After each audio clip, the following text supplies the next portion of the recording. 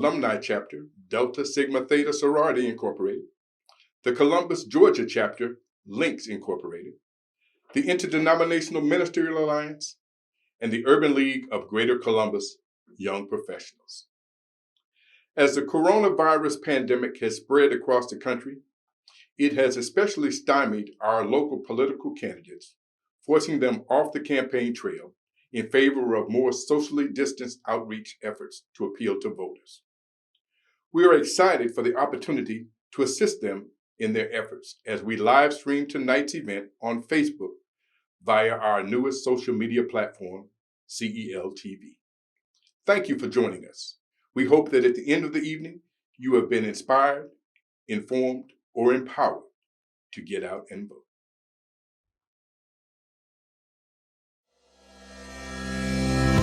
Good evening, and welcome to one in a series of 4 virtual forums providing you, the audience, an opportunity to see the candidates go head-to-head together. Voters are trying to nail down where the candidates stand on the issues, what sets them apart, and which of these political hopefuls has what it takes. Well, now it's time to find out. The candidates: former Columbus Mayor Teresa Tomlinson, Jon Ossoff,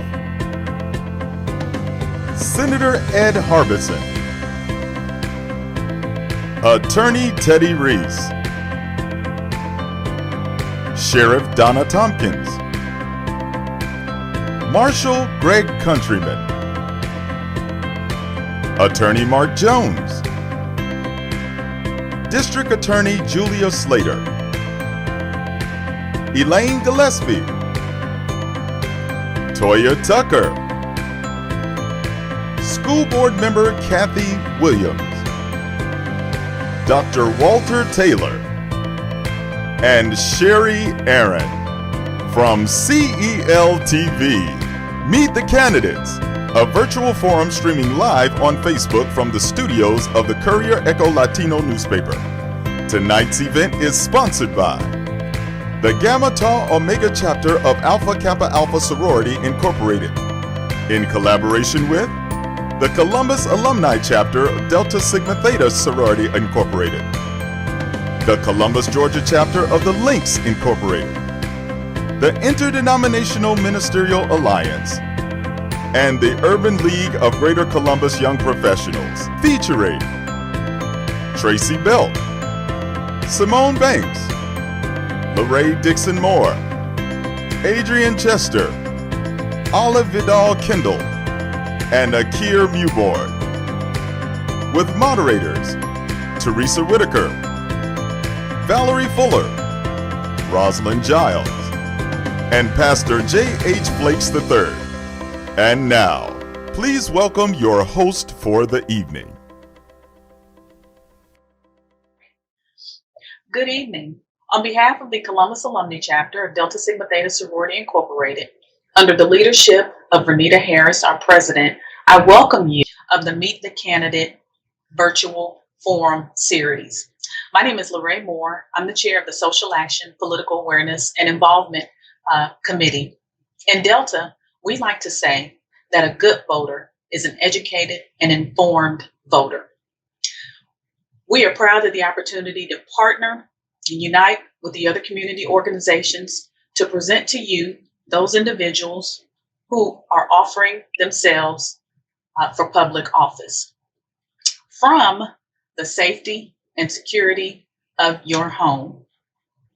Thank you for tuning in this evening, and we hope that you find it informative. We look forward to you joining us for the remainder of the series. Be safe, and don't forget to vote on June 9th. Thank you. My name is Akir Mewborn, and I am the president of the Urban League of Greater Columbus Young Professionals. We are happy to be in collaboration with the Alpha Kappa Alpha Gamma Tau Omega, Delta Sigma Theta, Columbus Alumni, and the Links, as well as IMA, for this Meet the Candidates virtual forum. Good evening, everyone. This is Simone Banks. I'm the co-assistant chair of the Connections Committee for Alpha Kappa Alpha Sorority Incorporated, Gamma Tau Omega chapter. Good evening, Columbus, Georgia, and surrounding areas. My name is Adrian Chester, pastor of Greater Bellwood Baptist Church, and I also serve as president of the Metropolitan Columbus Interdenominational Ministerial Alliance. And I greet you this evening with the greeting of peace.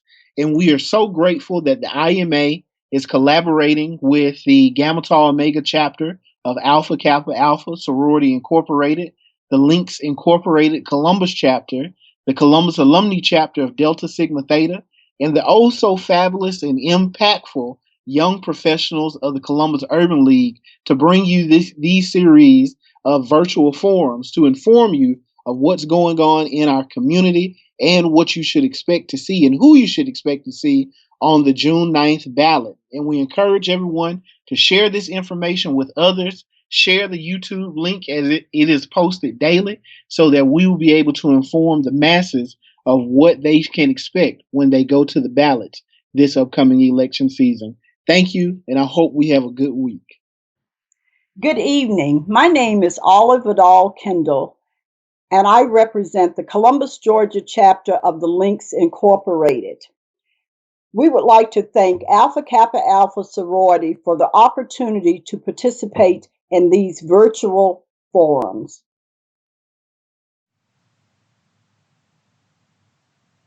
Hi, my name is Tracy Bells. I am the Connections Chair of Alpha Kappa Alpha Sorority Incorporated. I bring you greetings on behalf of our leader, Pauline Town, and our South Carolyn D. Randolph. I would like to thank everyone for joining us on this evening for this important topic. Usually we will have this event where the individuals will be able to come and meet the candidates in person, but due to COVID-19, all that has changed. But thanks to technology, we have been given the opportunity to bring this live event to our community. So you have the opportunity to meet the candidates, listen to their platforms, and an impact, not only in our state level, but our local level as well. So the of Alpha Kappa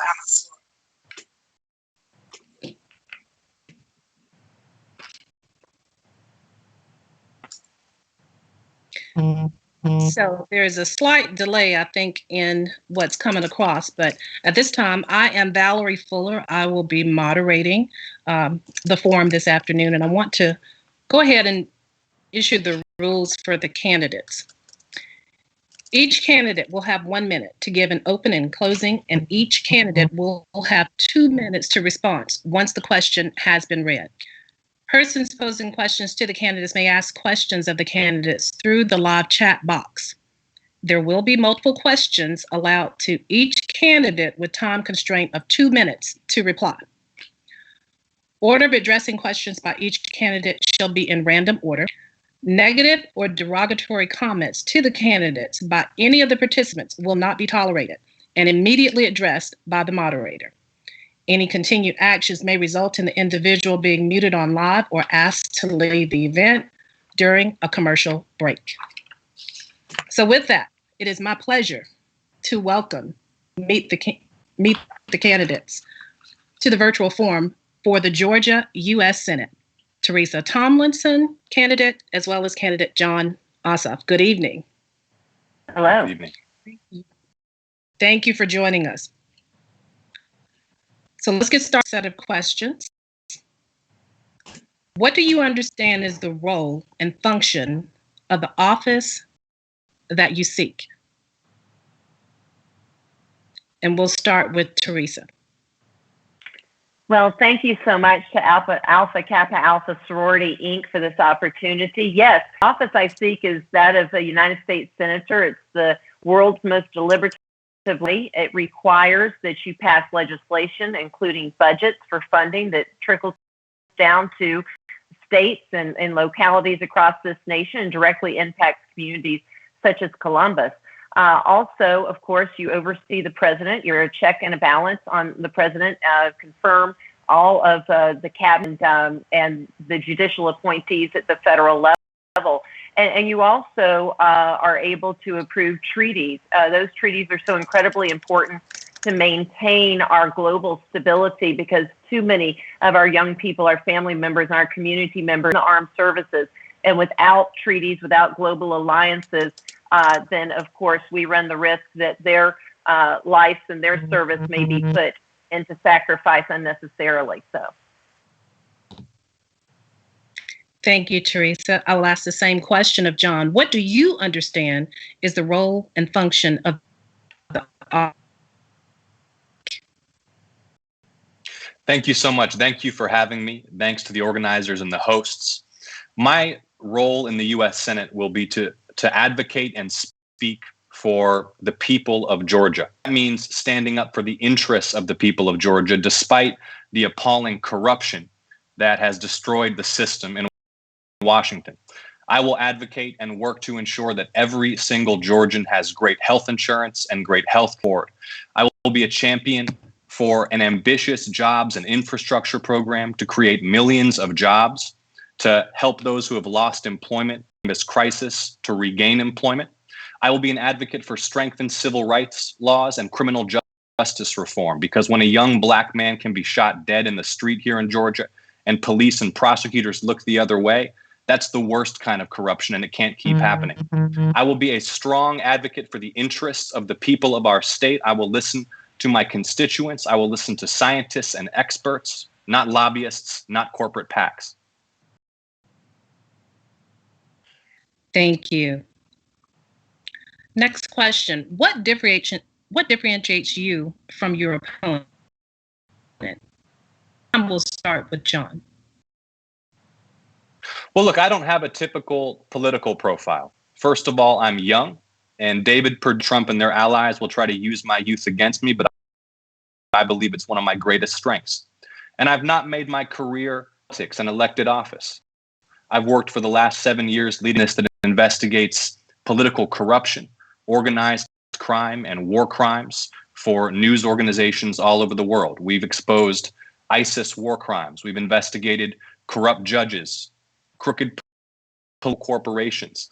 And right now, when corruption is destroying our political system, is preventing our elected officials from serving the will of the people, when we have a Senator David Perdue who literally sells meetings to lobbyists for $7,500 corporate PAC checks, exactly what we need in the U.S. Senate is someone with a proven record fighting corruption, someone who brings that perspective and that experience to the job.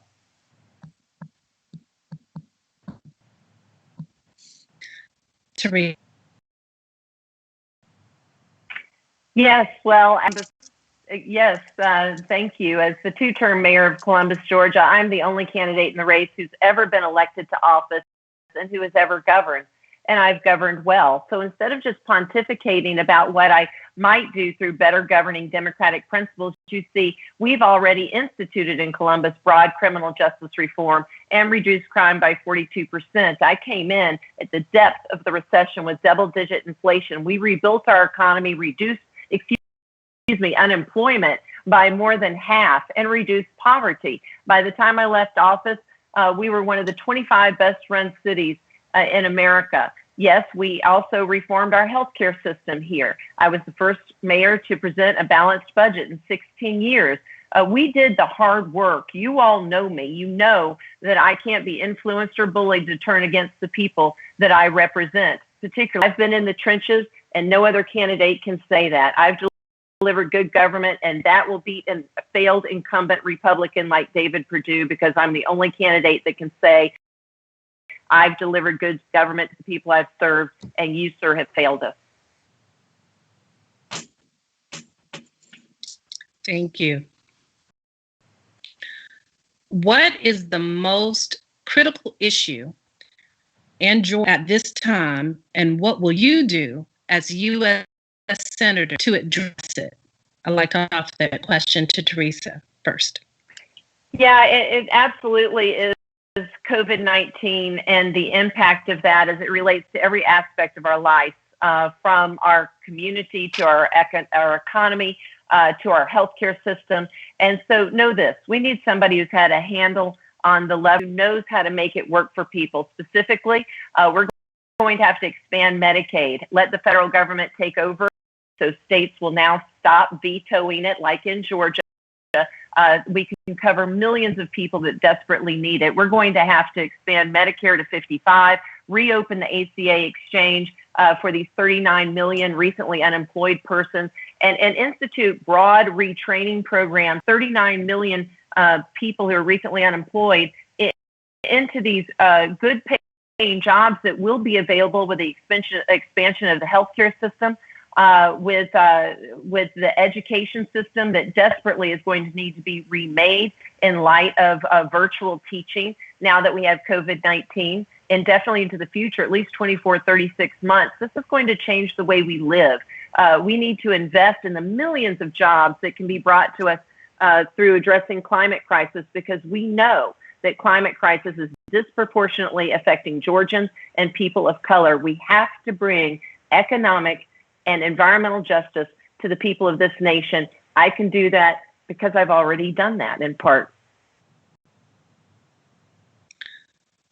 John, wonderful issue facing our nation and Georgia at this time, and what will you do as U.S. Senator?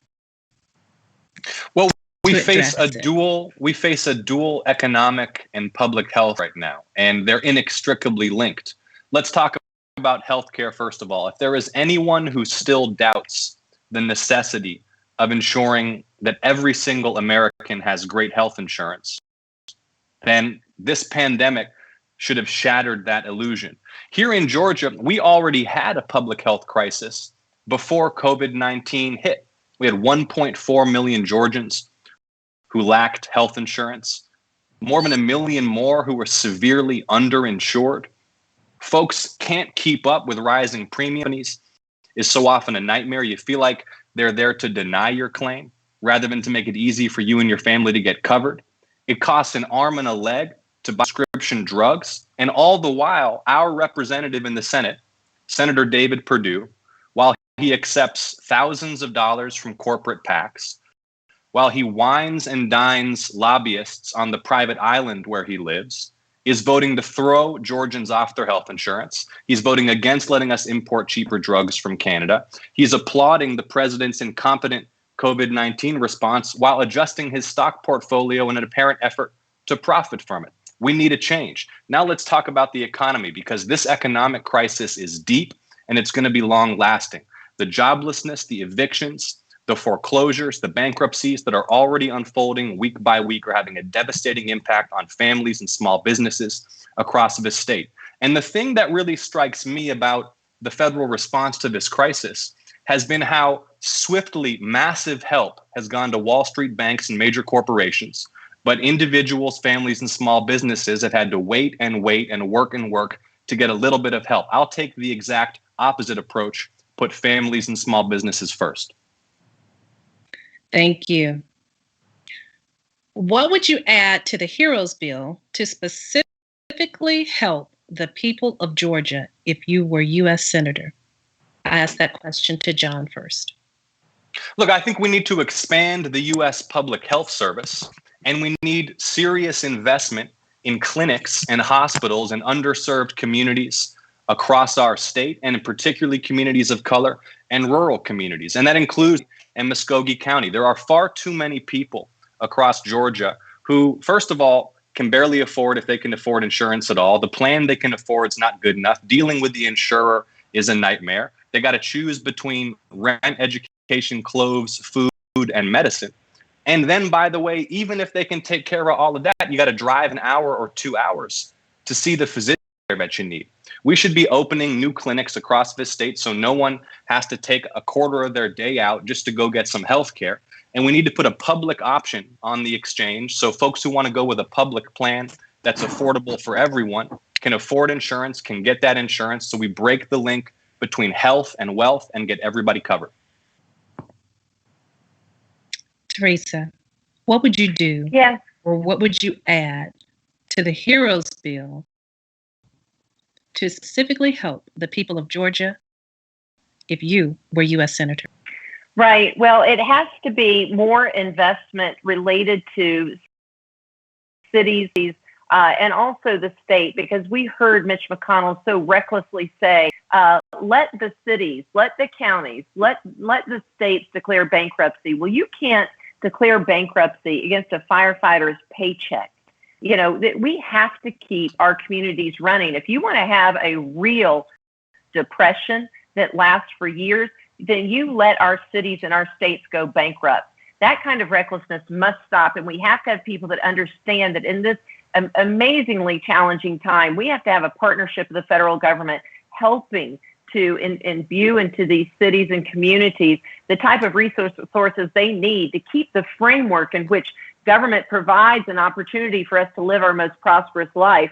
In addition, I think we've redefined what frontline workers are. Frontline workers are not just those heroes that are in our healthcare system, in the emergency rooms, our first responders, but it's also the people showing up in our food processing facilities. It's also those in the grocery stores, our transportation staffers, the people who are keeping this community and every community across the nation running. And what we need to do is we've got to rethink ways to keep them safe. It is unconscionable to call them back to work in the time of a pandemic without the protection they need, without the OSHA requirements that they need to keep them safe, putting them at risk because they serve us. I think we have to look at remaking our employment protections for people, particularly these frontline workers that have been expanded. So it's about protection, it's about funding, it's about having somebody who has the courage to remake our government to meet our challenges of today. And my gosh,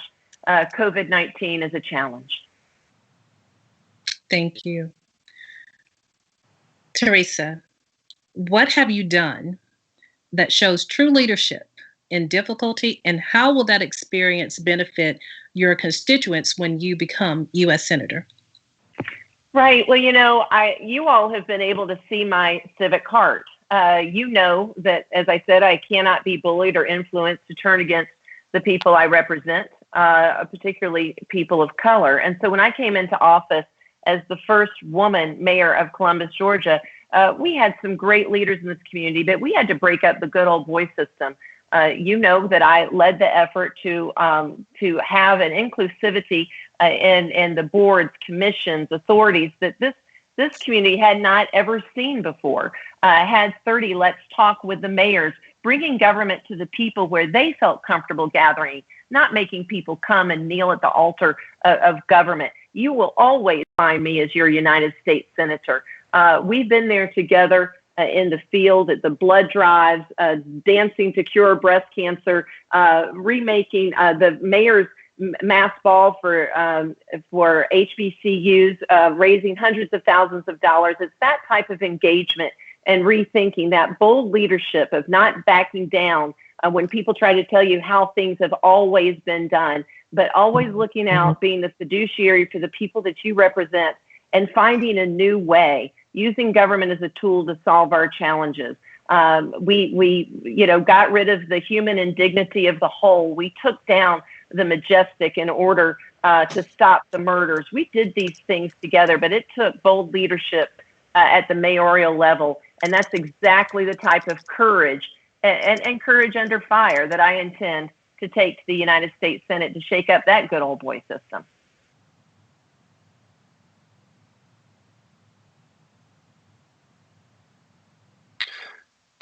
I'm sorry, there was a break in the broadcast. Did Ms. Tomlinson finish her response? She did not. Oh, did I cut out? You did. It's repopulating. There you go. I believe we lost the last 30 or so seconds of your comment. Oh my goodness. Well, so let me, should I start over, or how would you like to best do it? I would like to start over, and we'll the opportunity. We want to make sure that we can hear. And please forgive us for those technical question again. What have you done that shows true leadership in difficulty, and how will that experience benefit your constituents when you become the U.S. Senator? You could sum that up in the last 30 seconds. Right. Yes. Well, as I said, as the first woman mayor elected in Columbus, Georgia, we had some great, the good old boy system, an outdated power structure that didn't reflects the people that we represented. That was tough because people don't like to change the way things have always been done. But you saw my fortitude in that. You saw us stand up to get rid of the human indignity of the hole on Wade Street, to take down the Majestic and stop the murders, the difficult things that have to be done to bring stability, to bring hope to communities. That's what I did, and I look forward to taking that same fortitude to the United States Senate so that we can break up the good old boy system there and make government work for you. Thank you, Teresa. John, what have you done that shows true leadership in difficulty, and how would that experience benefit your constituents as U.S. Senator? Well, I run a business that produces investigations of corruption, crimes against humanity, organized crime, and war crimes for international television broadcasters. And proudest of has been the work that I've led this team to produce.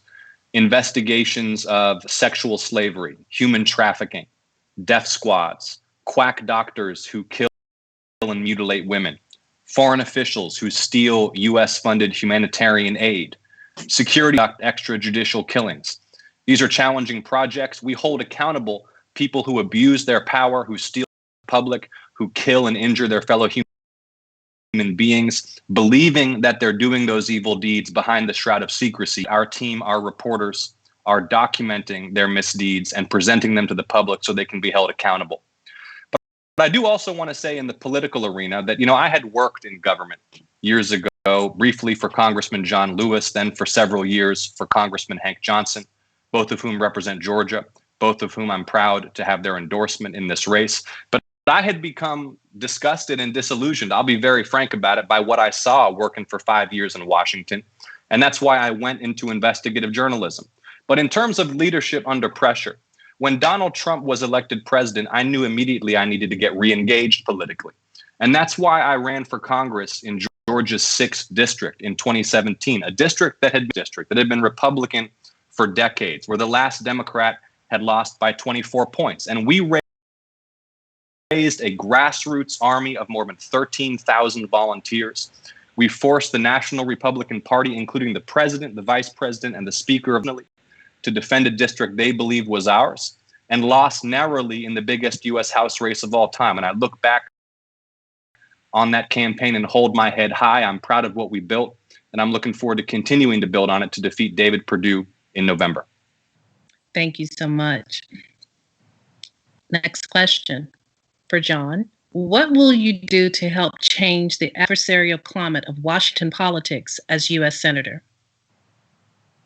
Look, let me just full disclosure right off the bat for everyone listening on the radio, everyone watching at home. I'm not running to be a partisan soldier. I'm not running to carry water for senior Democrats in the U.S. Senate, and I'm not running for partisan glory. I'm running because our elected U.S. Senator David Perdue has failed us so badly, and because he and many other Republican elected officials have sold out this country with their blind support of a president who deserves neither allegiance nor respect.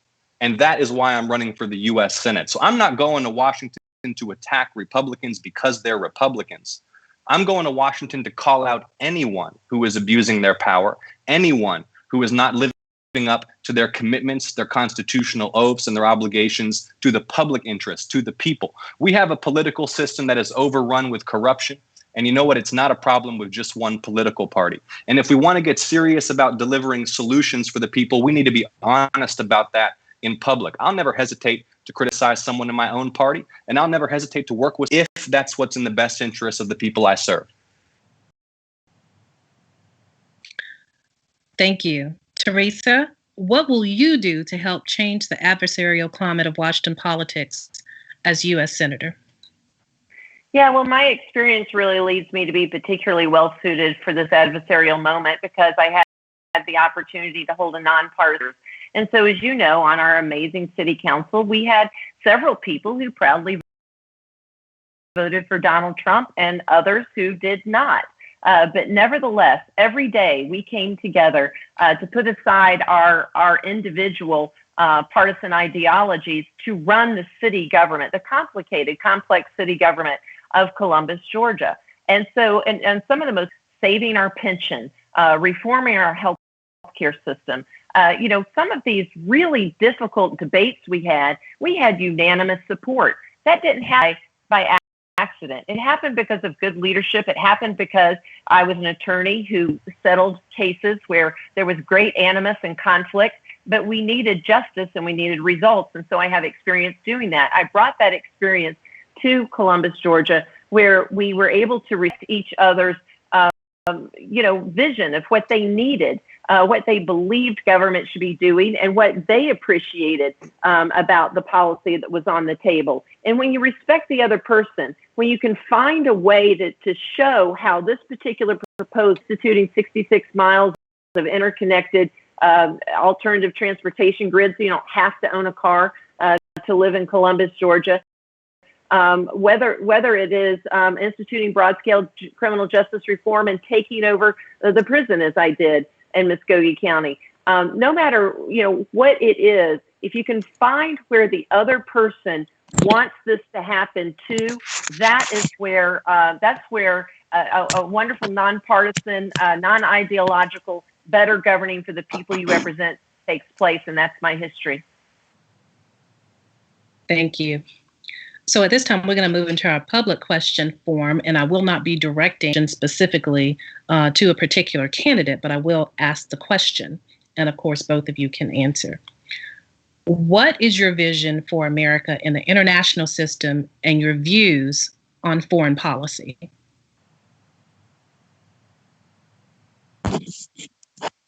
To whom is that directed, please? The question is directed to both candidates who have an opportunity to speak. So, okay. Well, I'll go first since John went first last time.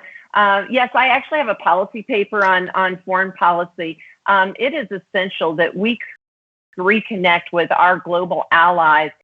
An irresponsible foreign policy of this Trump administration has placed global stability in great jeopardy.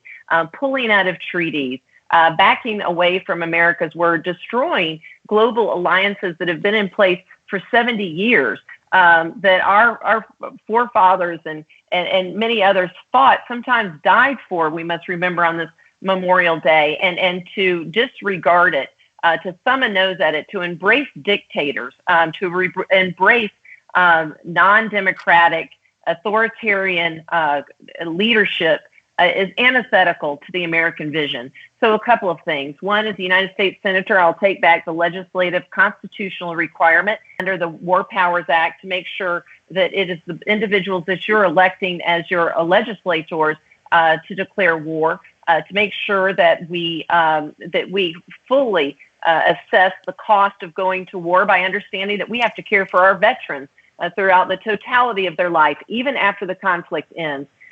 To use soft power to build up diplomacy, to only confirm somebody from the Secretary of State's office who has an idea of the value of soft power. Because if we have diplomacy, if we exercise soft power, if we leverage and utilize our allies, if we stand by our treaties, then in that is global stability. In that is a global community where America can thrive. And that's where we need to be. And that's the leadership we're currently missing in the United States Senate.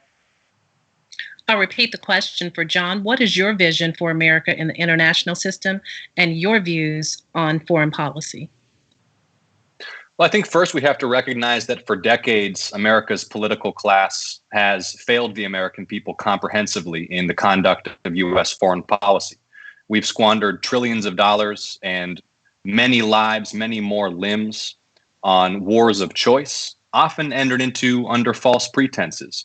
We have a national security establishment in Washington that views every problem as one to be solved by military force and finds itself incapable of extracting itself gracefully and swiftly when we come to the realization that we've bitten off more than we can chew, or that we've embarked upon a military adventure that was irresponsible, and that we're squandering the lives of service members. And today, on Memorial Day in particular, I think it's fitting that we be plain spoken, clear, and blunt about this.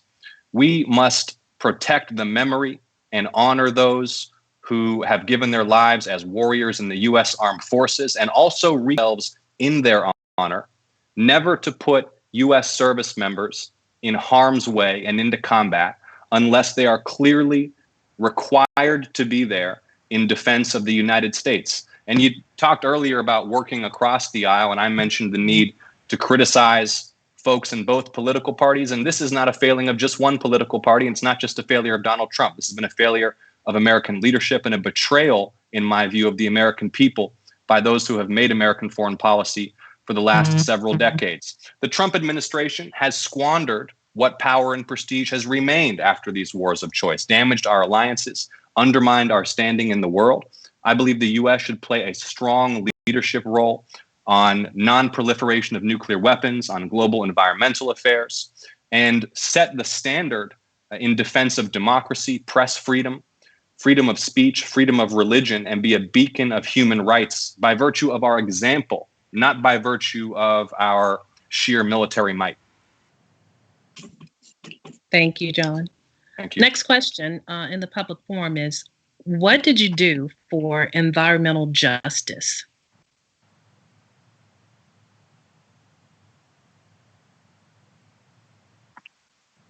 We can just jump in here and let me say that when we talk about the need to protect our environment, it's not the protection of the environment just for its own sake. It's precisely because, as the question alluded, it's the most vulnerable among us. It's the people who lack power. It's the people who lack access to power. It's those who don't have legions of lobbyists working for them, who bear the brunt and pay the heaviest cost when we destroy our planet and destroy our ecosystems. And so I support the most ambitious clean energy, environmental, and infrastructure program in U.S. history to create millions of jobs and job training opportunities, and also to bring us back into balance with our natural environment. We've seen just now with this COVID-19 outbreak what happens when our elected leaders ignore science, insult scientists, disregard the evidence in pursuit of their own interests and their own dreams. We need to be guided by scientists and not lobbyists when it comes to environmental policy. And that's what I'll do in the U.S. Senate. I'll work to fight climate change by re-entering us into the Paris Accord and this infrastructure bill, which will make massive and unprecedented investments in clean energy, in sustainability, in renewable energy, will ensure that we don't have to destroy franchise communities because industry wants to run pipelines through the backyards of folks who don't have a voice. That those in the barrier islands of Georgia and in the Savannah River Delta who have suffered from birth defects and high cancer rates from pollution of the water table there have a voice in the U.S. Senate, so that we reorient the way we do commerce into one that's sustainable and clean and supports public health. Thank you. Thank you, John. I'll repeat the question for Teresa. What did you do for environmental justice? Right, and of the I think stark contrast between the candidates here. The question is, what have you done for environmental justice? Well, actually, you see, I worked with the city government and the state port authority to remove an underground fuel storage tank system from the bank of the Chattahoochee, which would have had it leaked, and it was quite old, and at threat of that would have contaminated the Chattahoochee, which is drinking water for hundreds of thousands of people south of downtown Columbus, all the way to Apalachicola. Folks in smaller, less populated counties that don't have the same clout to fight or to even try to negotiate with the state port authority. It took a depth experience at negotiating very complex agreements, and I led that effort, and we were able to do that. That tank farm is gone now. We instituted, as I said, 66 miles of alternative transportation grid because where I live at the intersection of Brown Avenue and Buena Vista Road, one of the lowest car owned per home populations in Columbus, Georgia. People shouldn't have to own a car to get around Columbus. Because of the 66 miles now, they don't have to. We made our community more walkable safely. We reformed our transportation system, converting our buses to hybrid, but also reformed the route so that it was much more and served the people that depended on public transportation even better. I led statewide the high-speed rail system from Columbus Airport to the Atlanta Airport, which would, of course, not only save the environment through better air quality, but also create jobs by connecting Atlanta and Columbus. I mean, that is extraordinary leadership at that time. And once the Trump administration is gone, Columbus will be in the catbird seat in order to get that high-speed passenger rail. Thank you. Thank you so much. Next question. What is your position on a hate crime law and outlawing citizens' arrest? Yeah. Well, as a United States Senator, there's a couple of things you need to know that I intend to do immediately. We are going to bring to justice these people who think that they have cover to hunt Black men, to hunt any human being in this country. It is over. And the federal government can actually stop this. Here's a couple of things specifically. One, I'm going to vote for the Emmett Till anti-lynching bill. Two, I'm going to vote to amend the federal hate crimes bill, which has a loophole in it, which too many courts and too many attorneys defending bigots and racists who have instituted violence have found. Secondly, we're going to reinforce the Justice Department and the COPS program that it runs to actually tie money incentives, grants to stop states from instituting these stand your ground laws, these citizens arrest laws, which are being used in ways by vigilantes far too often under the cloud of racism and bigotry. And so we can leverage that kind of influence, that type of incentive to make states repeal these laws, because otherwise they will not get access to these great federal funds of grants and other resources that they need to be the communities that they want to be. We can do this if you have the strong leadership. And like I said, these days are over, and we have to send to Washington, D.C. people who will set the example that you will not be tolerated, that these white supremacist groups are domestic terrorists. We will fund the Justice Department and the FBI to investigate them, and we will raise that these local officials know that we insist that our citizenry's civil rights be protected like Ahmaud Arbery. Thank you, Teresa. John, I'll ask you the same question. What is your position on a hate crime law and outlawing citizens' arrest?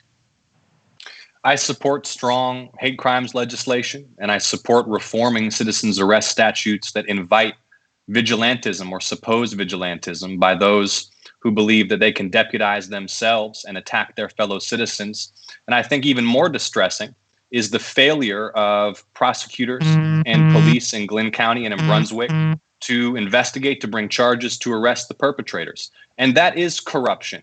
When you have that kind of cozy relationship between a suspect in a serious crime, in a killing, but because they're friends or used to serve with or have a relationship with the prosecutor, nothing happens. And if it were not for the outcry of Georgia's NAACP, if it were not for a national media firestorm, these two men would still be at large. And it is those statutes, like stand your ground laws, like citizens arrest laws, which invite civilians to pretend that they're police, which invite civilians to use lethal force against their fellow citizens. It's an absolute disgrace. And we need serious leadership in the federal government to ensure it can never happen again, because no mother in Georgia should have to wait and worry that their young child might be shot to death in cold blood. And then to make matters even worse, the authorities might look the other way and there might never be justice. There could be impunity for the murder of one's child. It's absolutely unacceptable. And I will work and be a strong and vocal leader for criminal justice reform, for strengthening our civil rights statutes so that every single Georgian and every single American has equal justice and equal protection under the law. Thank you, John. Our next question.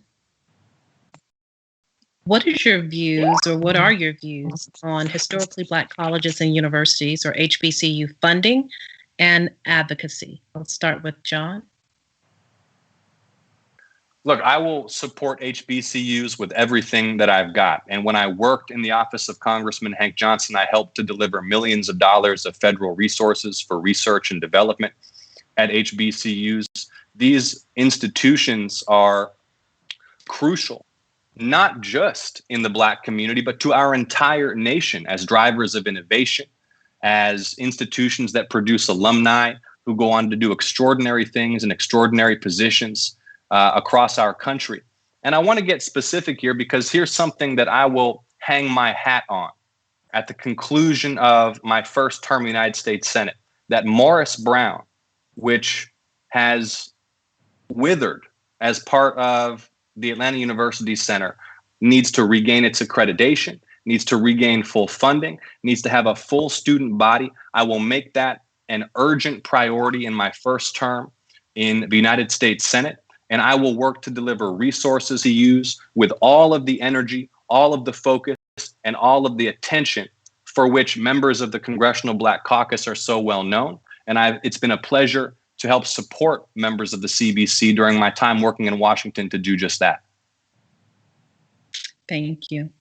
Teresa, I'll ask you the same question. What are your views on historically Black colleges and universities, or HBCUs, funding and advocacy? Yes, I think this is another opportunity for contrast. You see, I'll let my work speak for me on this. As you know, I worked with UNCF to bring to the Mayor's Mass Ball to Columbus, Georgia. And as I said a moment ago, we raised hundreds of thousands of dollars a year. I had the opportunity to partner with the Chair Emeritus, Calvin Smyre, and we were able to raise a tremendous amount of money for the scholarships and for the colleges. Of course, supported the Fountain City Classic and the Tuskegee Morehouse Classic here, and celebrated with them when they came here, have those real relationships. So I support supporting HBCUs monetarily with $70 billion as set out by Joe Biden, who is our de facto nominee for the Democratic Party. You can bet that I will honor those land grants institutions and the others because they are fabulous resources and assets of niche education.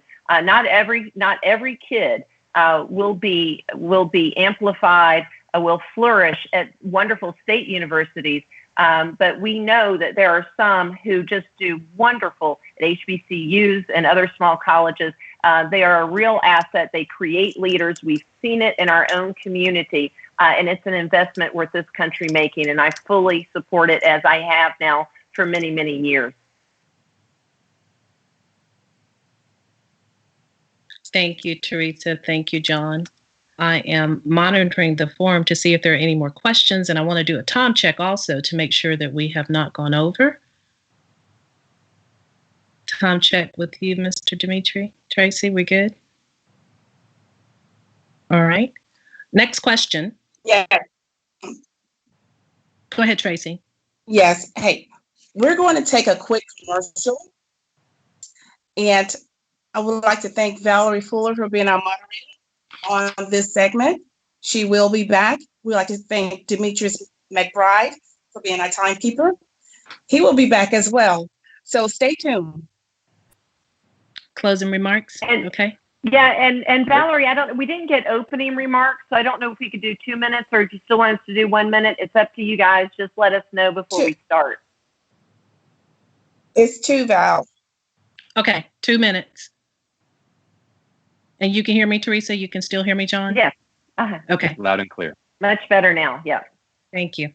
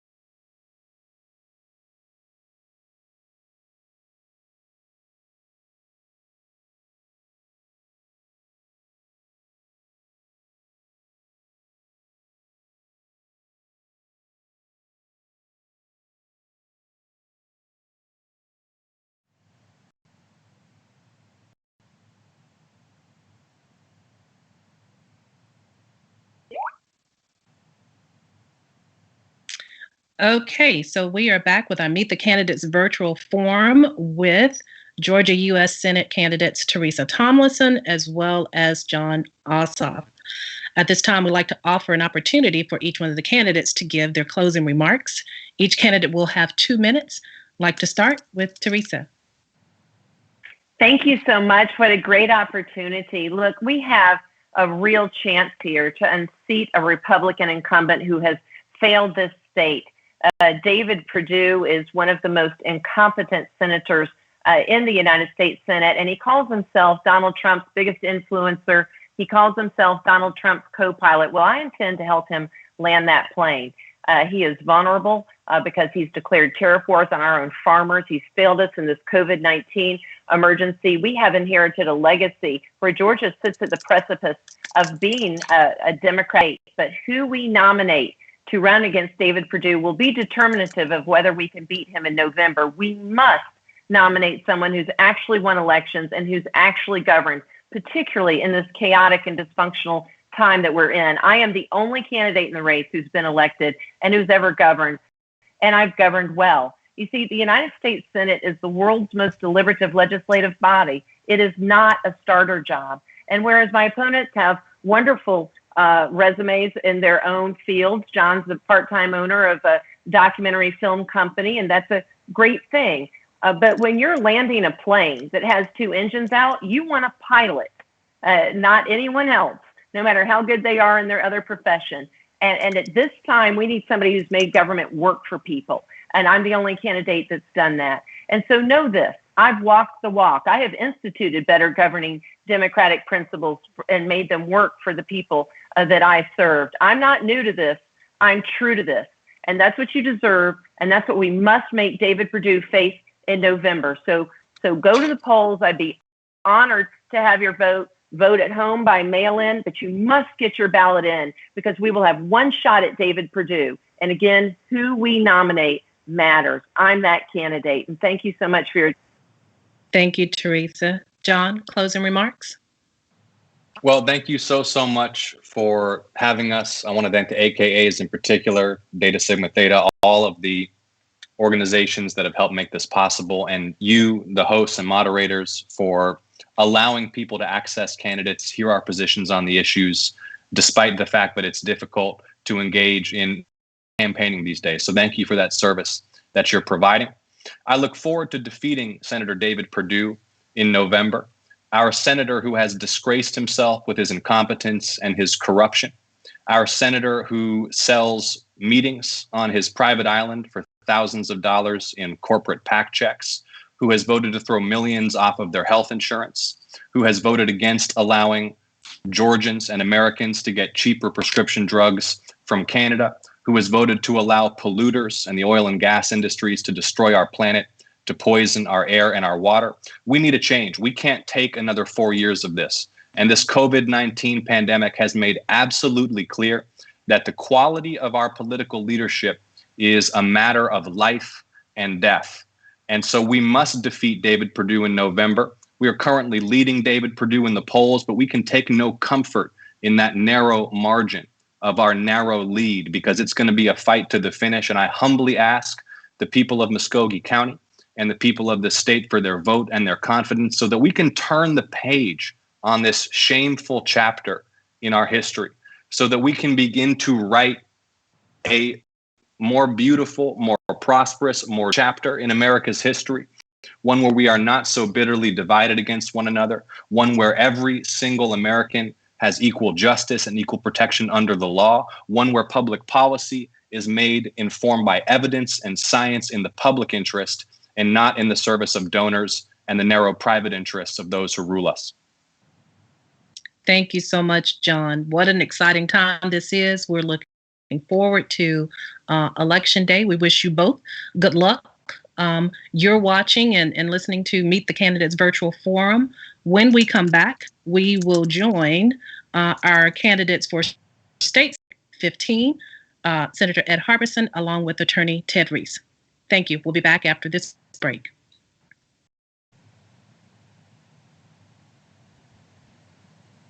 Hello, everyone. I am Tracy Bell, the Connections Chair to Gamatha Omega Chapter of Columbus, Georgia, of Alpha Kappa Sorority. I'd like to welcome you back to our second half of Virtual Meet the Candidates. We have our moderator, Valerie Fuller, and our timekeeper, Demetrius McBride. Thank you so much, Tracy. Welcome back, everyone, to Meet the Candidates Virtual Forum. In this segment, we have State Senate District 15 candidate, Senator Ed Harbison, along with Attorney Teddy Reese. Welcome, and thank you both for taking time out to join us today. So let me read the rules for the candidates. Each candidate will have 1 minute to give an open and closing, and each candidate will have 2 minutes to respond once the question has been read. Persons posing questions to the candidates may ask questions of the candidates through the live chat box. There will be multiple questions allowed to each candidate with the time constraint of 2 minutes to reply. The order of addressing questions by each candidate shall be in random order. Negative or derogatory comments to the candidates by any of the participants will not be tolerated and immediately addressed by the moderator. Any continued actions may result in the individual being muted or live or asked to leave the event during a commercial break. So at this time, I would like to have the candidates, if they will, give their opening statements, and we will start with Senator Ed Harbison. Well, thank you very much. And I'm just honored to be here today on this great day that is Memorial Day. I'm just honored to be the kind of person that as would look back and say thank you to all of those veterans who paid the ultimate price, the veterans who died for their country, and we pause on this day to honor them. So I'm honored to be representing them on the Georgia State Senate in the Veterans Military and Homeland Security Committee. I'm just honored to do that. And it's an humbling experience for me to do that, as well as experience in legislative affairs such as the state institutions and property. But more importantly, it is just an honor to serve the people of the 15th Senatorial District. And it's not about what you're going to do. It's about what you have done and ideas that you can serve the people with a true mission, and that's to do the most good for the most people. Thank you. Thank you. Teddy, opening remarks. Yes, Ms. Fuller, thank you so much. And I want to thank the ladies of Alpha Kappa Alpha as Sorority Incorporated for hosting this event, as well as the other groups that have joined in on this amazing event. Today, we do pause to recognize our veterans that paid the ultimate price in battle for our country, so that we may celebrate our freedom. So as we acknowledge Memorial Day, I certainly want to say to the families of those that may have lost someone during this time, or in someone during a time of war, that we are with you. America stands with you. Georgia stands with you. Senate District 15 stands with you, and thank you so much. At this time as well, I would like to send to Senator Harbison. Cassidy and Catherine and I have been praying for you since the loss of your mother and your brother. And so we want you to know that we have you in our hearts, sir. We appreciate all that you have done and who you are. We just want to say thank you. And I'm looking to this conversation today. Thank you very much. Much appreciated. All right. And with that, we will begin our questions for the candidates. First question. What do you understand is the role and function of the office you seek? We'll start with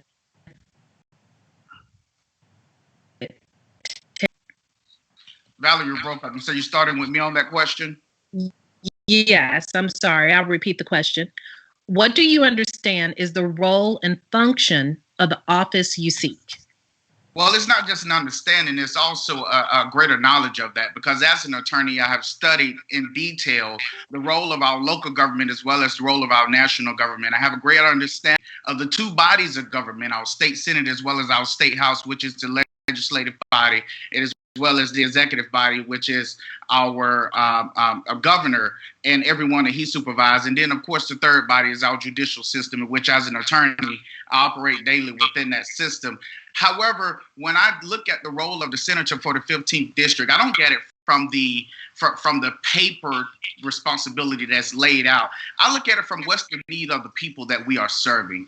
And as I have traveled this district, talking to people from Montezuma to Columbus, to those that are wanting leadership that's going to be out there in the community, helping them tackle not only the state level issues, but the local issues as well.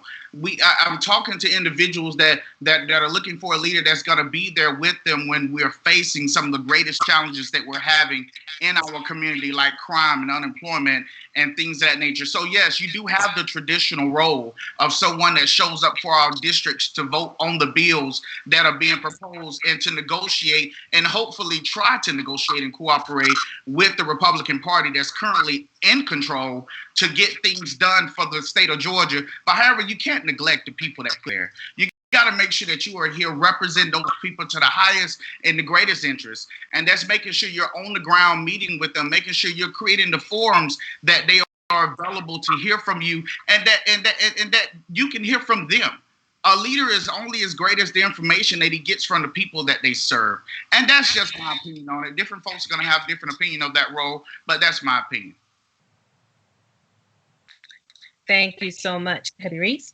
I will ask Senator Ed Harbison the same question. What do you understand is the role and function of the office you seek? Well, clearly, my understanding and my experience with the function of that office is to make sure, number one, our primary responsibility is the budget and making sure that you home the bacon to your district in the best way you can.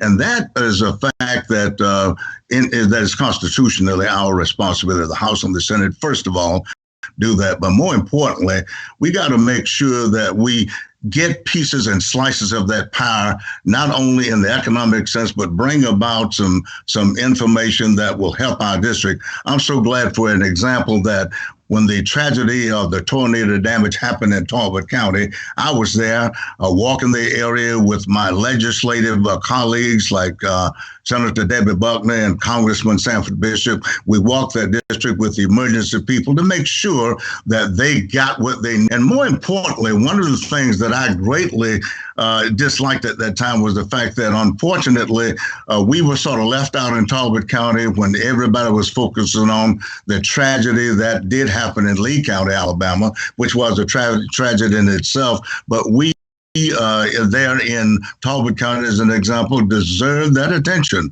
and we deserve the response that everybody else got, and we fought for that, and hopefully we're going to keep working on that to make sure we get our fair share. These are the kind of things that I have done. I don't have to ask the questions about, or rather search for answers for that. For an example, in Talbot County, the Board of Education, we worked to pass a bill to facilitate that much needed legislation that helped the superintendent, members of the school board there, and that passed that need. Any interest that they have parades there in NAACP.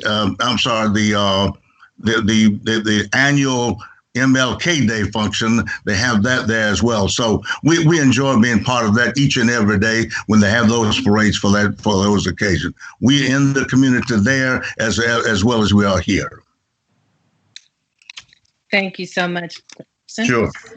Next question. What differentiates you from your opponent?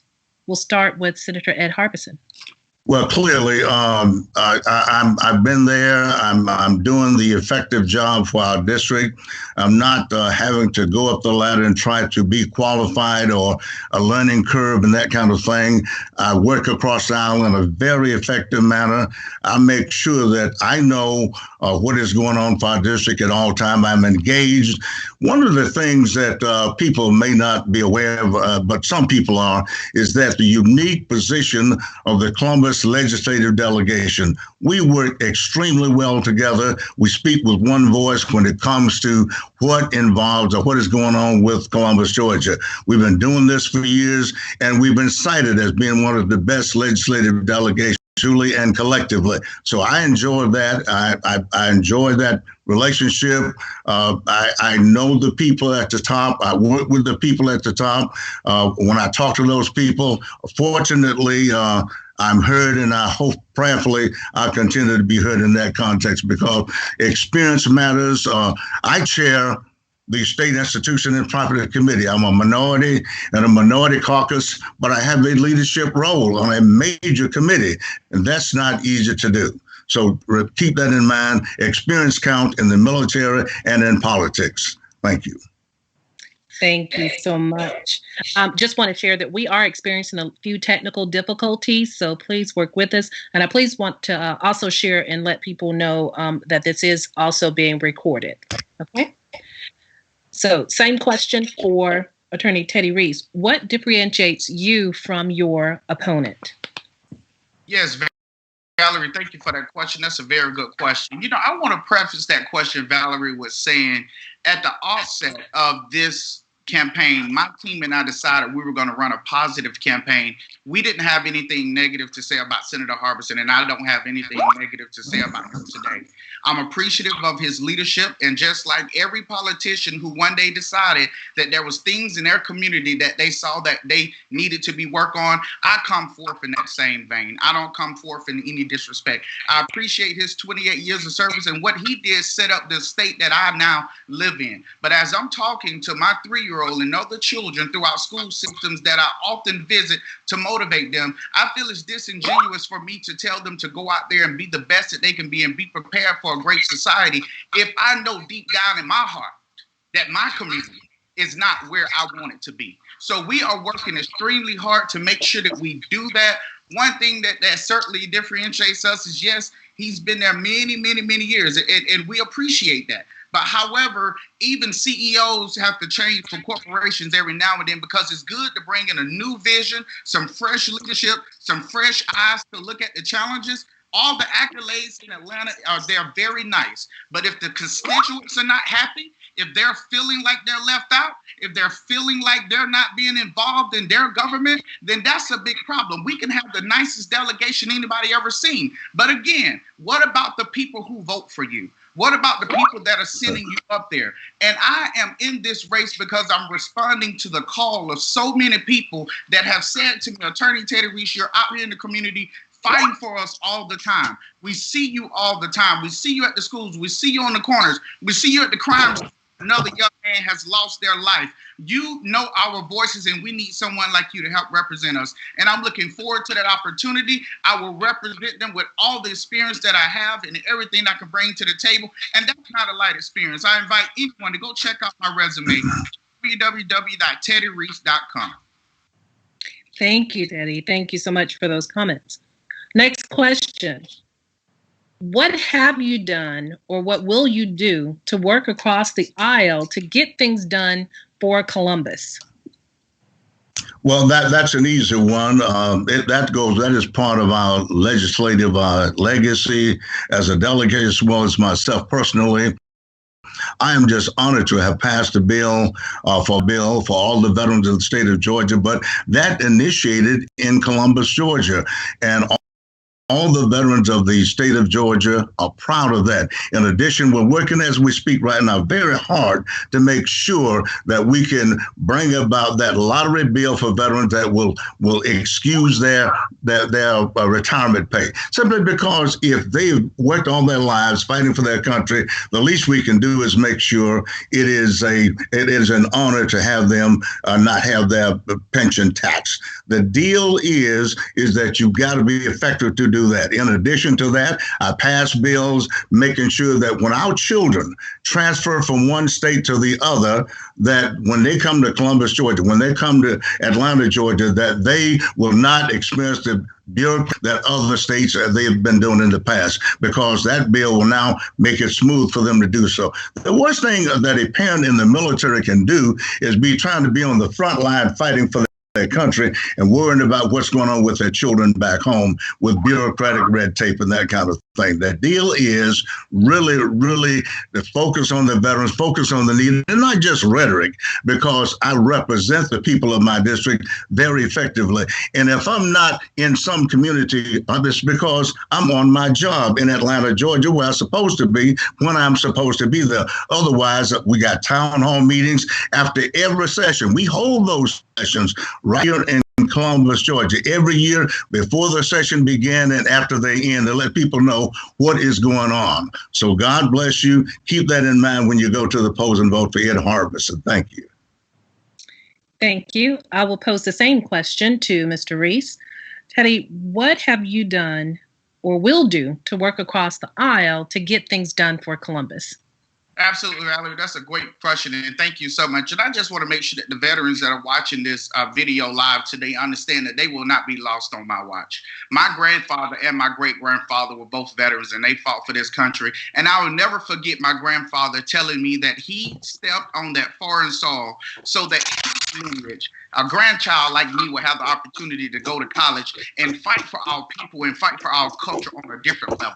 And I'm honored to be here with that. And I also understand, like many other amazing people throughout this district, that the legislative session is usually between January and April, sometimes to May. For the rest of the year, I have told people, and I promised them, and I will show them when given the opportunity, that you will see me from May to December. You will see me out there in the community talking to you. You will see me standing with you discussing local issues that are impacting us. Now, we understand that the state of Georgia is currently a conservative body. We know that we have a Republican-run Senate, a Republican-run House, and a Republican-run governorship. Well, let me tell you a time in which I was successful in a conservative environment.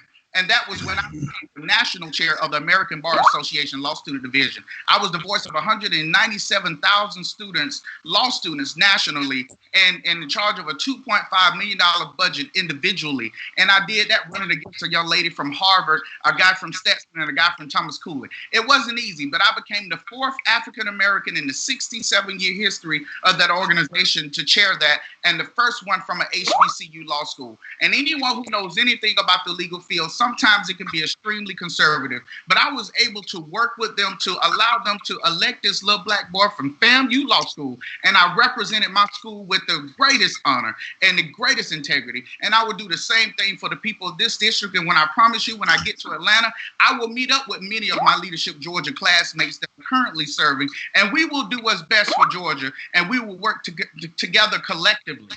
Don't worry about me not being able to work across the lines, because we will get it done with a new vision and a new image for Georgia and the Senate District 15. Thank you, Teddy. Thank you, Senator Ed Harbison. You're watching Meet the Candidate Virtual Forum, and we're going to stop. We're having some. I will direct this question to Attorney Teddy Reese. What's the most pressing issue facing Georgia, and what will you do to address it?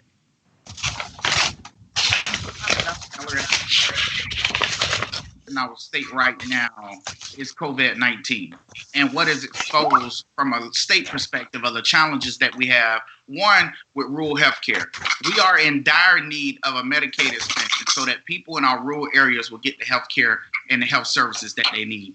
Two, you have people in some parts of our district that have to travel over 30 to 40 minutes to get to an emergency room, like the one here in Columbus Regional.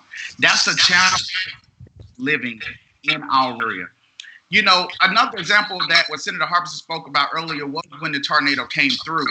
And I was able to join in on those efforts as well with people like Mr. Willie Epps from Tarleton and folks like Pastor Vincent Copeland. And we were just regular people, just regular grassroots people just trying to get it done. We didn't come with a fancy delegation. We just came with our tennis shoes and blue jeans, and we came to get to it. And we raised money for them. We raised supplies for them. And it was an honor to help out in that as well. Another pressing issue right now that we have is we already had a challenging unemployment rate in West Central Georgia. 19. With COVID-19 here now, we are seeing more and more people on the unemployment rolls. We are going to have an economic challenge when this is done. The governor has hinted to that. The mayor of Columbus has hinted to that, and other government leaders they've hinted to that as well. We got to make sure as a community that we're in a position to help take care of our people. You know, you look at some of the unprecedented lines of people lining up to receive food because they need the help.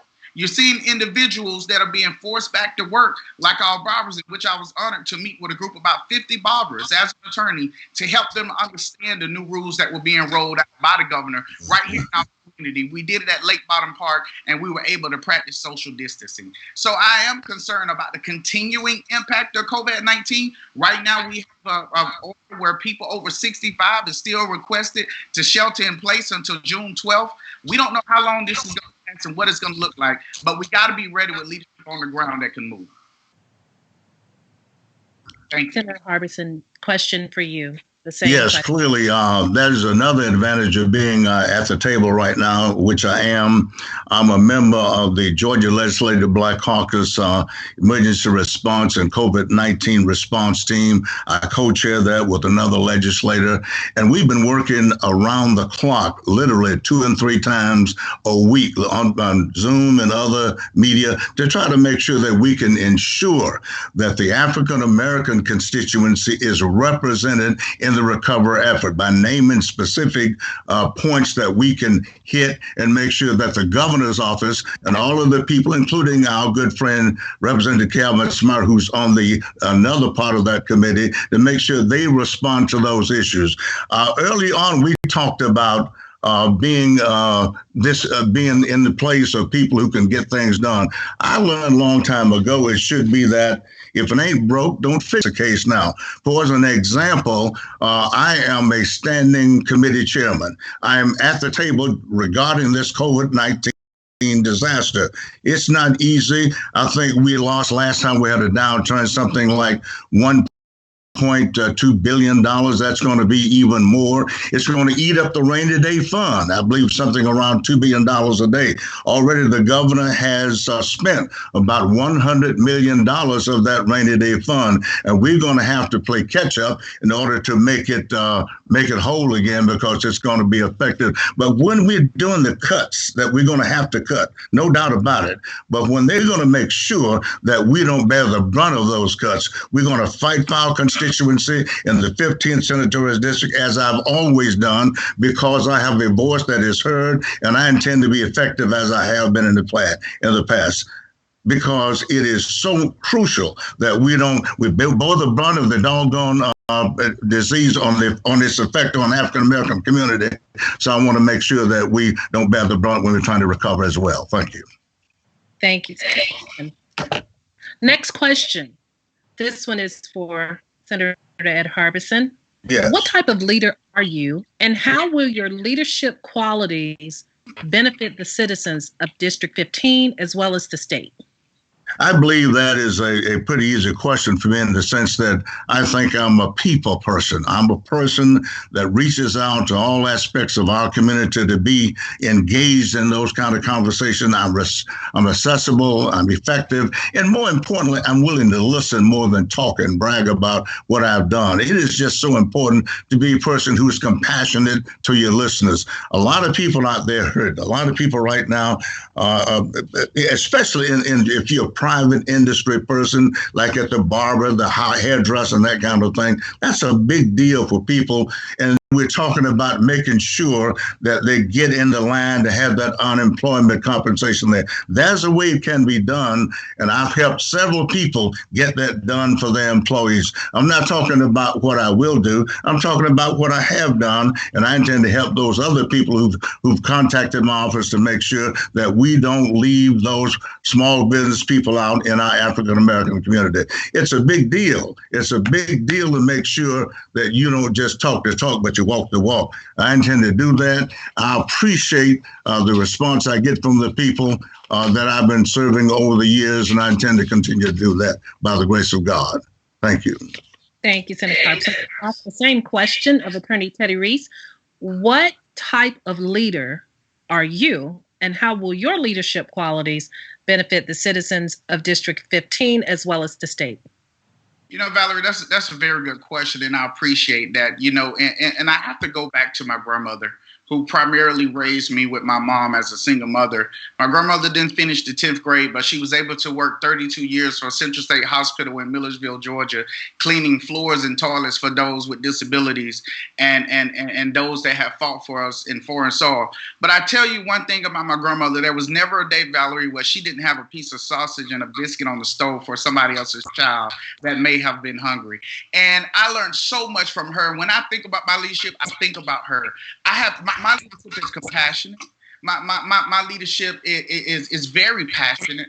My leadership is strong. My leadership is stern. My leadership may not fit in the neat little box that people see of politics in Columbus, Georgia. My leadership is one that will shake up what we currently have, but make sure that when the pieces come back together, it's going to be for benefit of everyone. My leadership is the type that's going to go and listen to those voices that often feel left out because they can't afford the tickets to the chicken dinners down at the Trade Center and interact with our political leaders at that place. My leadership is the kind that will go to the streets, will go to the barbershop. My leadership is the kind that will acknowledge and with that individual who have served who's been incarcerated for a period of time, because guess what? At the end of the day, they're still our relatives. They're still our friends. They're still our families. We got to keep in position. My leadership is the type that will to a school and inspire a young person and let them know they do not have to be a victim of their circumstances, because God knows I'm not the type of person who I wouldn't have made it this far without the grace of God. You know, my grandmother also used to say a little cliche we heard earlier, if it ain't broke, don't fix it. But my grandma would also say, but watch where you get, watch for the person who's asking you the question. Because it may not be broke to them, it may be broke to someone else. That's why listening to everyone in the district matter. That's why campaigning for this race has been such a rewarding experience, because I've been able to travel from Montezuma to Talbotton to Reynolds to Marion County, Buena Vista to Chattahoochee County, Casita, talking to all sorts of people about this district, how it impacts them, and the leadership that they want. And I'm prepared to be that leadership for this district. Wow.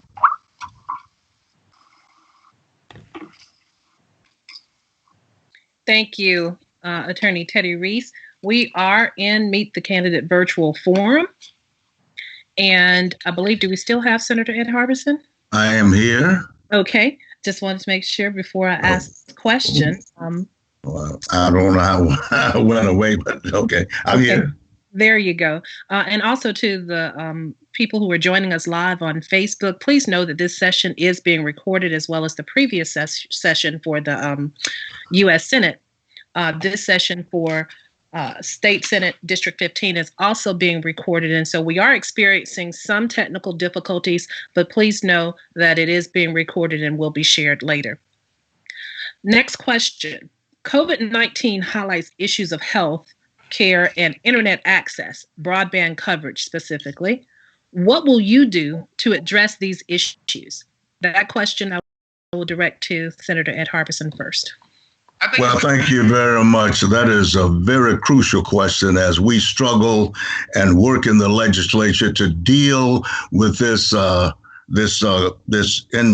insane position we're in right now, where we don't have rural broadband to a lot of our people. So the General Assembly got together and started doing something about it. I was a key member of the committees that went around the state of Georgia to make sure that we got the input from the citizens to hear what they had to say about the fallacy of not having interstate cooperation. And incidentally, I was honored to be named Legislator of the Year by the Rural Broadband Committee of the people who work for that industry because of my work in that area. So I'm honored to receive that. I'm blessed to receive that. And it just shows that I do the work all the time, but all of the issues and accolades are not necessarily there, but I do the work and they recognize it, and I'm just honored. But you can't have a disparity between children in rural areas and urban areas as it relates to reading and getting the homework and just getting the crucial information they need, because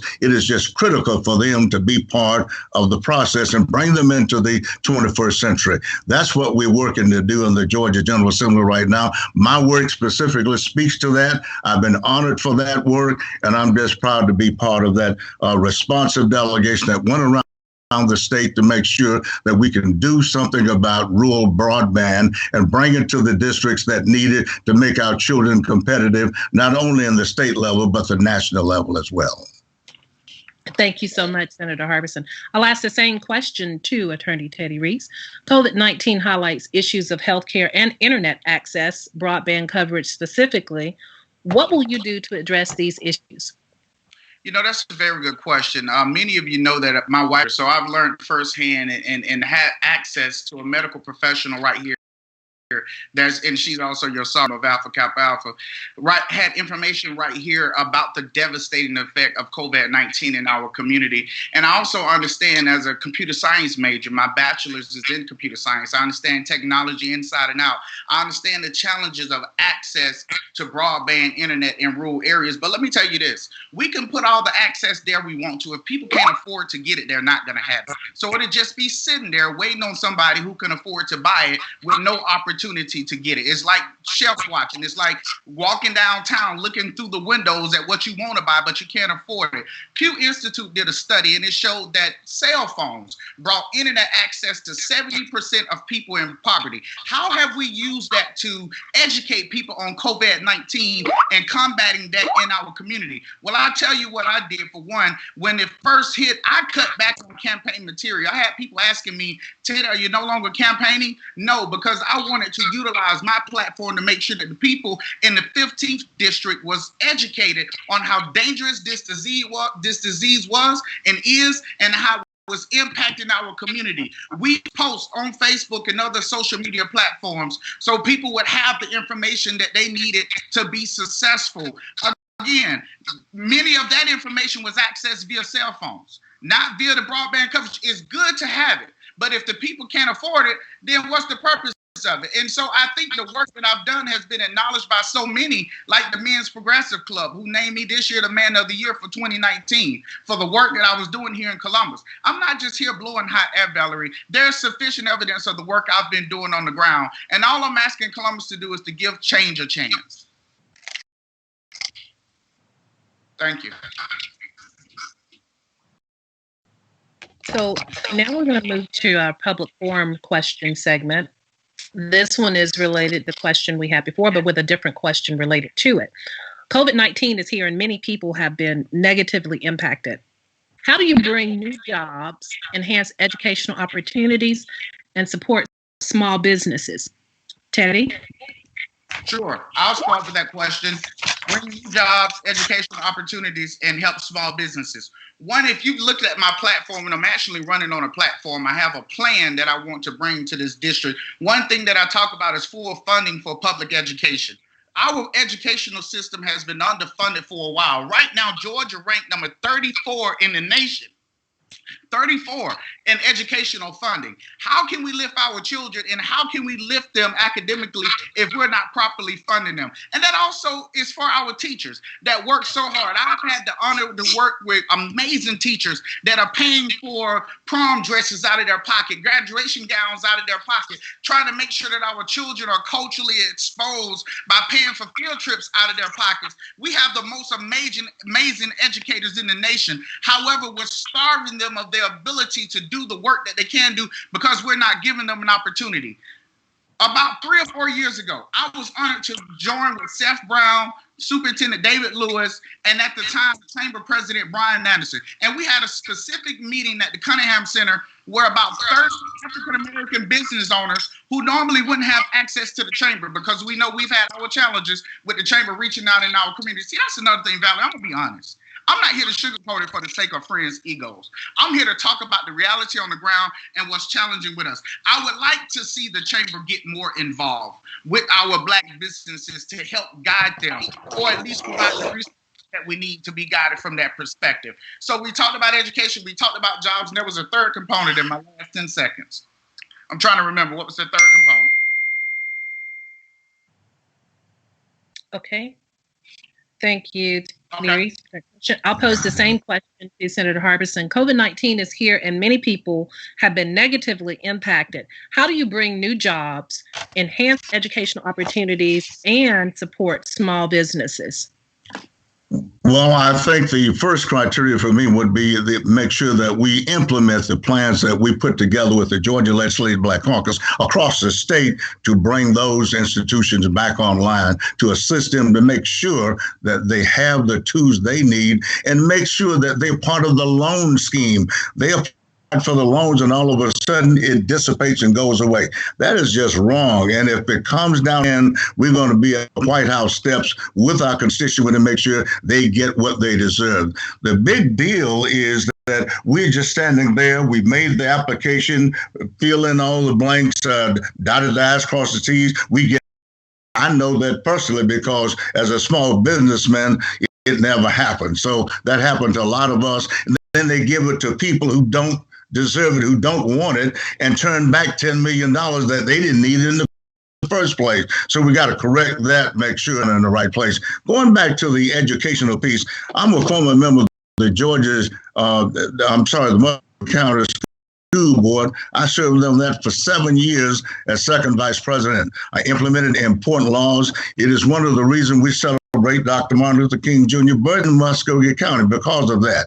As a matter of fact, I also made sure that when we had a situation where they were trying to put two poverty-stricken schools together, I blocked it. I named Hannah Elementary School because I thought those ladies were deserving of that. Those are the kinds of things I have done and will continue to do as a member of the Georgia State Senate for the 15th Senatorial District. Thank you. Thank you, Senator Harbison. One question concerning HBCUs. How do you support and/or advocate historically Black colleges and universities? Teddy? Yes, Valerie, thank you so much. That's a wonderful question. First, I do want to answer the last moment of the last question because that third component was jobs. And that's part of my platform right now. Jobs is very important to me because when I talk to the people in Talbot County and Marion County and Chattahoochee County and people in South and East Columbia, they're very concerned about our economy. And if you look at the unemployment rate, in which right now we have one of the highest unemployment rates as a region in the state of Georgia, is not going to reflect the impact on the African-American community, which at this point is almost 1 in 5. We're always underreported and we never show up properly in an average. So let's not be fooled by those average. But I'm a proud 2-time graduate of HBCUs. I'm a graduate of Albany State University with a bachelor's in computer science and a national member of the Alumni Association. And I'm also a proud graduate of Florida A&M University College of Law. I have experienced firsthand the impact and the financial HBCUs face all over our state. I've attended the NASAP meetings and the conferences of the 3 HBCUs in the state of Georgia. I've been active with the Fountain City Classic here in Columbus, Georgia. And the fact of the matter is, the funding that's provided to our HBCUs we need to work harder to make sure that HBCUs are properly funded. When no place would educate our people the age of my grandparents, like UGA and Georgia Tech, they had to go to those HBCUs, and those places are still relevant because it was there alone that I learned how to sing the Negro National Anthem that we see some of us can't even sing come Black History Month. Those things are important to our culture, and it's important to who we are, and it's important to how we evolve. Valerie, you attended Alabama A&M and Huntsville, Alabama, another proud HBCU. We have Tuskegee graduates, that's Fort Valley graduates that are watching us, Savannah State University graduates that are watching us. We walk the halls of those institutions and we trail the footsteps of great people that made for us, and they taught us well, and they prepared us to go out and be great and give our past leaders a break and pick up this mantle and move forward so that we can continue to fight on the culture of our people. Thank you, Teddy. I'll ask the same question of Senator Harbison, specifically about HBCUs, our historically Black universities. How do you support and advocate for HBCUs? Well, advocate on a yearly basis. It is crucial that we maintain a vigilance, especially against things like trying to merge our historically Black colleges with other institutions, as it was the case last year. It's going to come up again every year that there's a definite effort to make sure that these colleges are merged. I'm vehemently opposed to it. We fight it every year. Our local legislative delegate, Carolyn Hughley, Calvin Smyer, Debbie Buckner, Richard, we all fight that thing every year to make sure that it stands because it deserves to stand alone because of its historical significance to that, and to the state for that matter, with all the great graduates we have of that institution. So we fight that in the budget. We put it in the budget.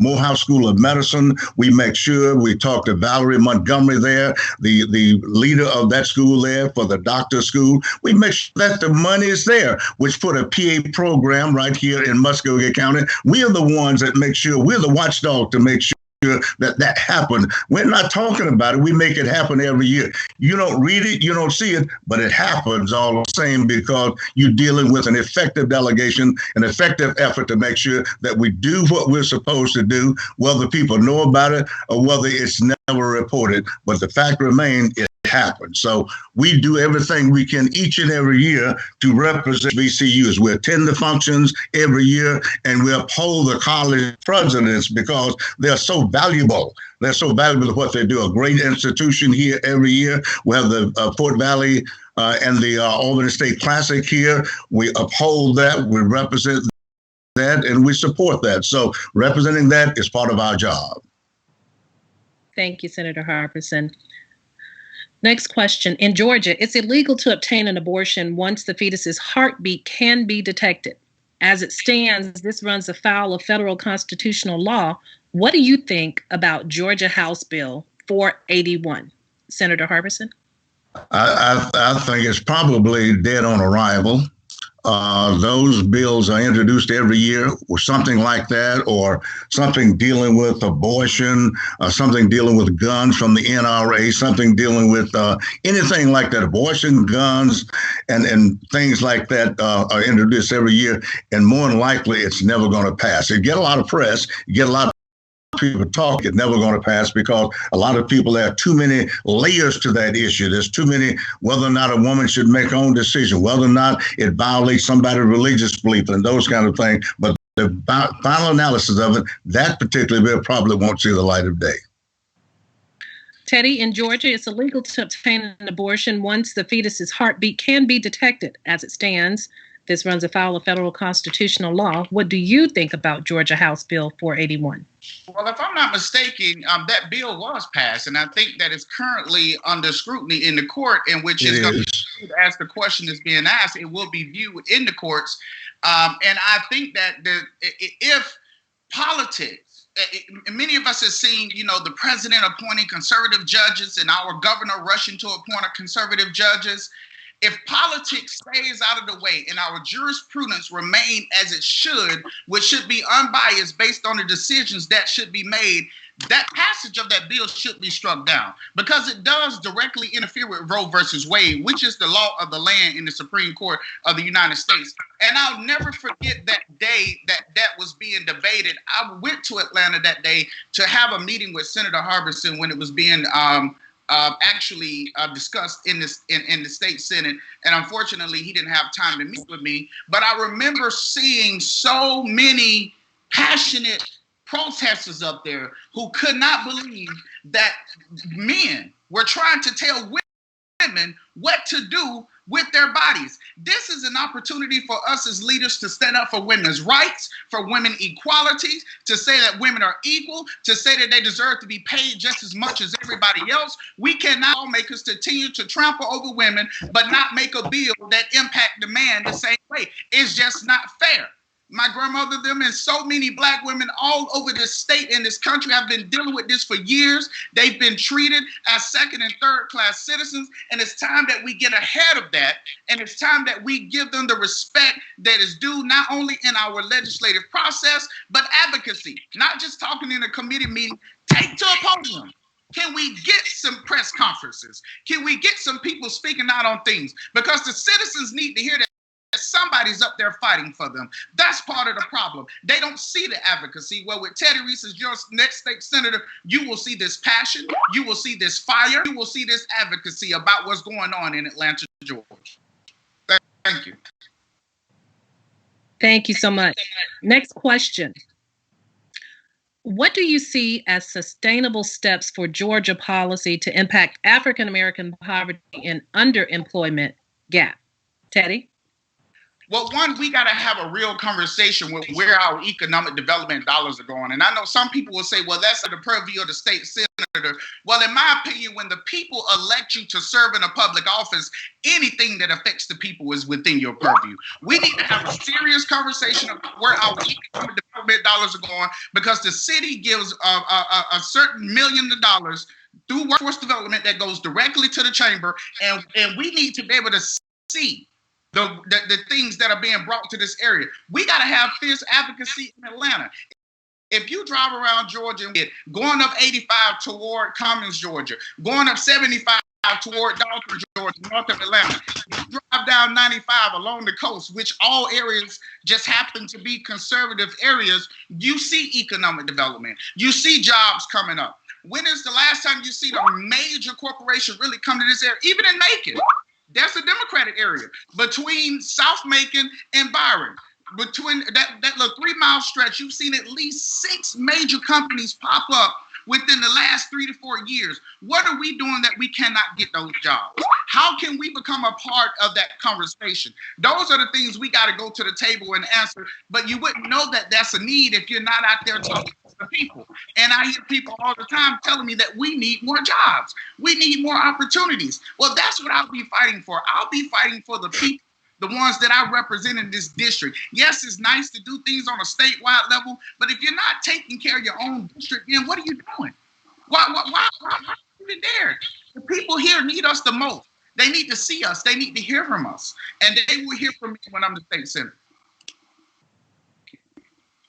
Thank you so much. Senator Harbison, what do you see as sustainable steps for Georgia policy to impact African American poverty and the underemployment gap? Would you say that again? I missed the first part of the question. Yeah. What do you see as sustainable steps for Georgia policy to impact the African American poverty and underemployment gap? Well, there's no doubt about it.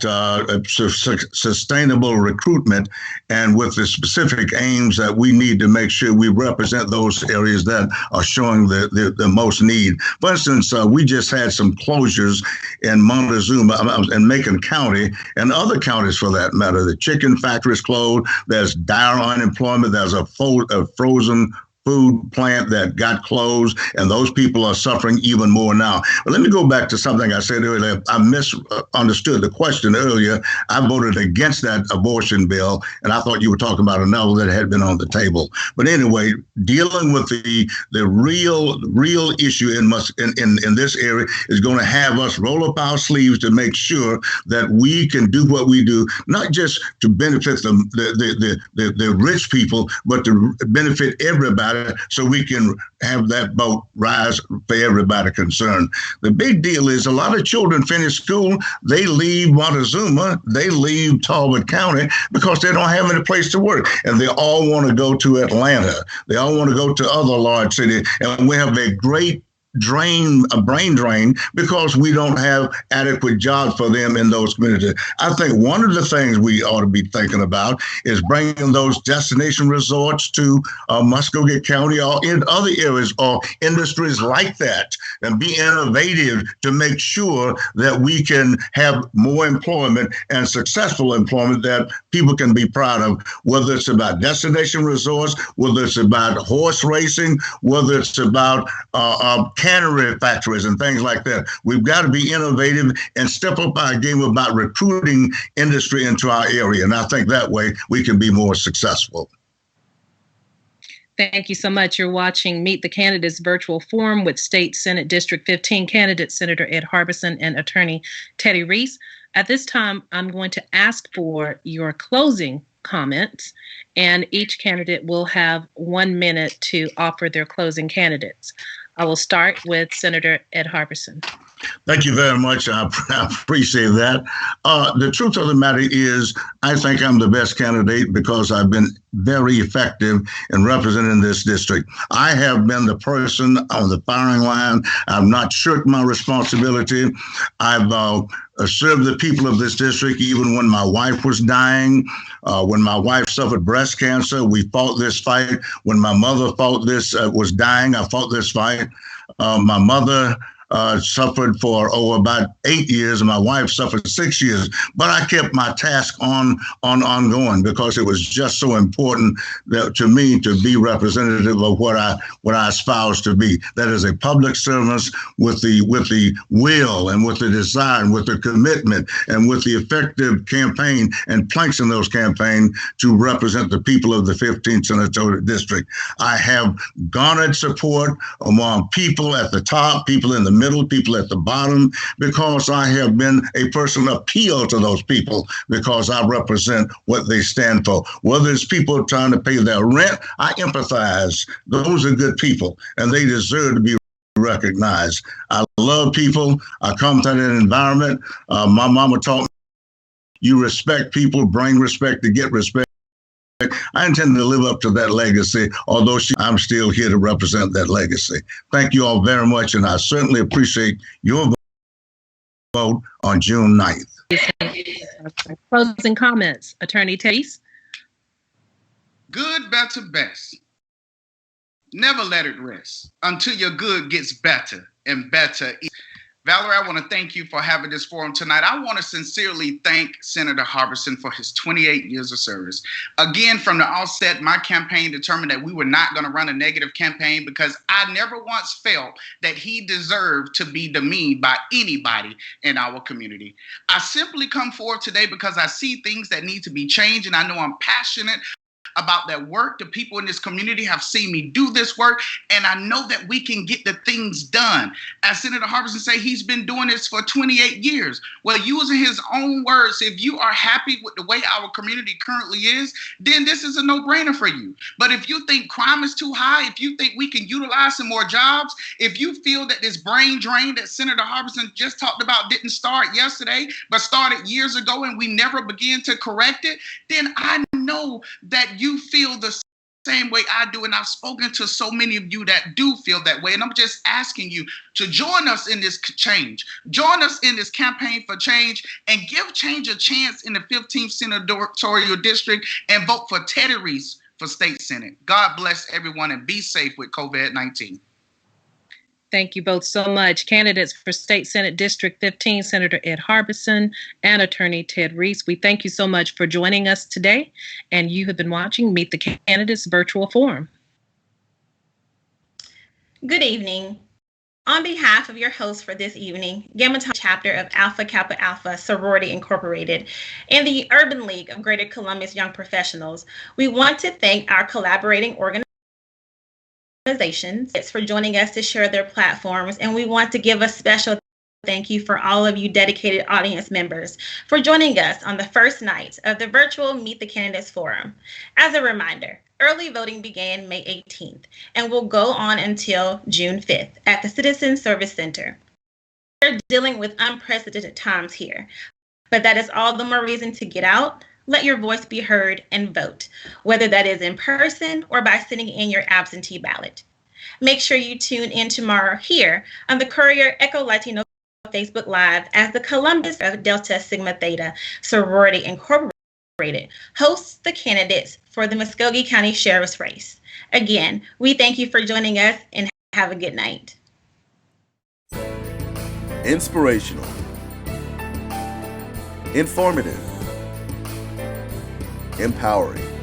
Introducing CEL TV, the Courier Echo Latino newspaper's new network, offering exciting and relevant programming, featuring Politically Speaking in Black and Brown with Dominic Perkins, On the Scene with Nadine, Money and Business with Carl Brown, Extraordinary Intentions with Jonathan Rivers, Ask a Lawyer with Katanga Wright, Legislative Updates with State Representative Carolyn Huebman, K-Pasa with Tanya Batchelor, and of course, A View from a Pew with Wayne A. Hales, and so much more. It's all available on demand exclusively, broadcasting live on YouTube, Facebook, Instagram, and our website, couriernews.org.